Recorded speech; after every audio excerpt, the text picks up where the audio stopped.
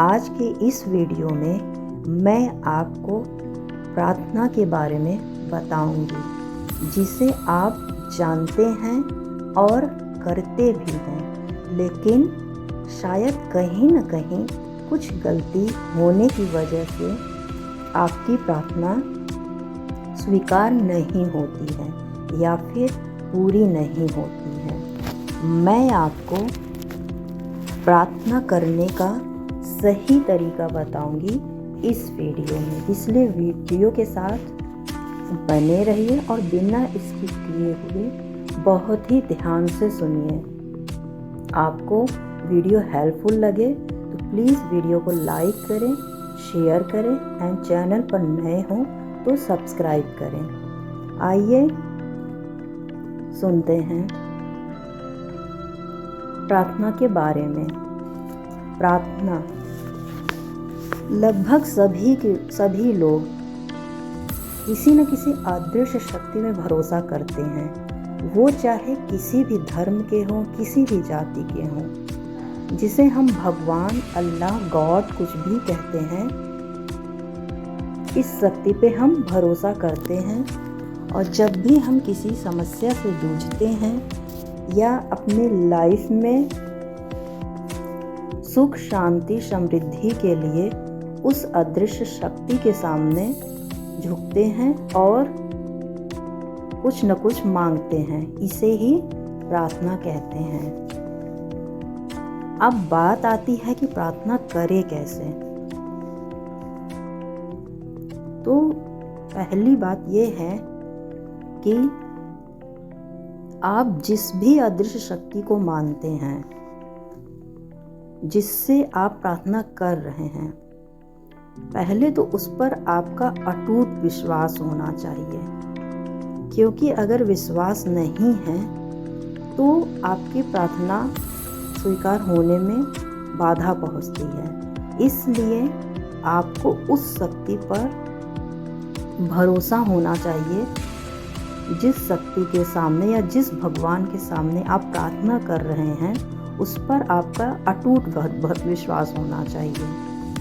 दूसरी बात ये कि जिस शक्ति से आप प्रार्थना कर रहे हैं, जिस शक्ति के सामने, जिस भी भगवान के सामने आप प्रार्थना कर रहे हैं, उसके साथ आप एक ऐसा संबंध बना के रखें जैसे आप अपने किसी करीबी के साथ रखते हैं। जैसे आप अपने दिल की सारी बात उसके सामने कहते हैं, शेयर करते हैं, उसी तरह से आप उस शक्ति के साथ भी संबंध बना के रखें और उसके साथ अपनी सारी बातों को शेयर करें, अपनी सारी बातों को कहें।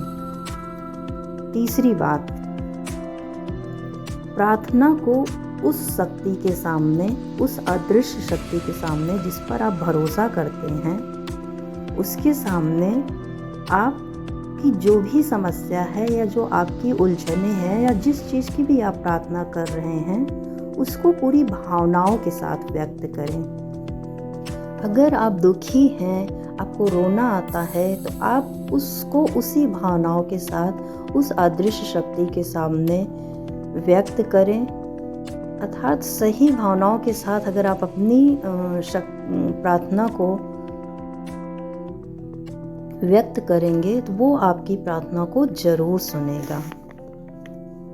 एक और बात यहाँ पर मैं आपको बताना चाहूँगी कि प्रार्थना जो आप करते हैं उसे आप हर रोज उस शक्ति के सामने दोहराते रहें जब तक कि आपकी प्रार्थना स्वीकार ना हो जाए। और जब भी आप रात में सोने के लिए जाएं, उससे पहले आप अपनी प्रार्थना को जरूर दोहराएं। इससे आपकी जो प्रार्थना है वो बहुत जल्द ही स्वीकार हो जाएगी। एक और बात मैं यहाँ पर बताऊंगी आपको कि आपकी जो भी प्रार्थना है, जो भी आप प्रे करते हैं या आप जो भी चाहते हैं, वो हमेशा सकारात्मक होनी चाहिए। ऐसा नहीं कि वो किसी के विरुद्ध में या किसी के नुकसान के लिए आप प्रार्थना कर रहे हैं, ऐसी कोई प्रार्थना नहीं होनी चाहिए। प्रार्थना हमेशा सकारात्मक होनी चाहिए। अच्छा, एक बात यहाँ पर और मैं आपको बताना चाहूँगी कि कभी कभी ऐसा भी होता है कि जो हम प्रार्थना कर रहे हैं उसका हमें उत्तर जल्दी मिल जाता है या उस प्रार्थना को जल्दी स्वीकार कर लिया जाता है और कभी कभी बहुत टाइम लग जाता है।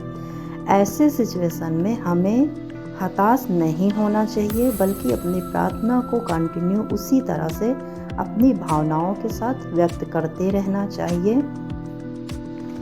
आपकी प्रार्थना जरूर स्वीकार होगी।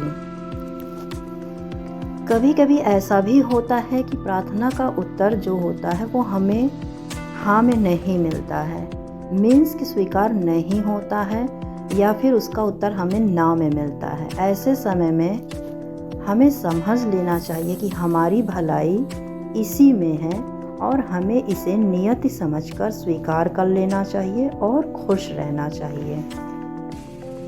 अगर आप इन सारी बातों को जो मैंने अब तक बताया, इन सारी बातों को ध्यान में रखकर प्रार्थना करते हैं तो ईश्वर आपकी प्रार्थना को ज़रूर सुनेगा और आपकी लाइफ में जो भी मुश्किलें हैं, जो भी समस्याएं हैं या जो भी उलझने हैं, उससे आपको ज़रूर निजात मिलेगी।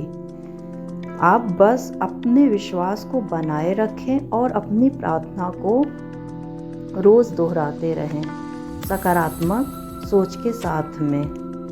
वीडियो अगर पसंद आई हो, वीडियो अगर आपको हेल्पफुल लगी हो तो प्लीज़ वीडियो को लाइक करें, शेयर करें। चैनल पर नए हों तो सब्सक्राइब करें। Thank you, bye bye.